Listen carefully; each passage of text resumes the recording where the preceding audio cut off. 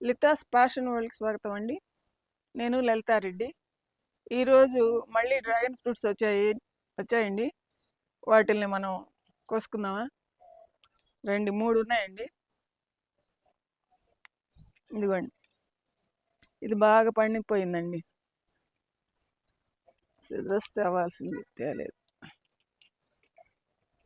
బాగానే వచ్చింది. ఒకటండి,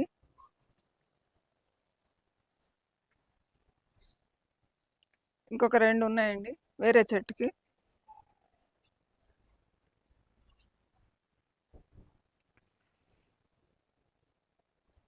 ఇదిగోండి,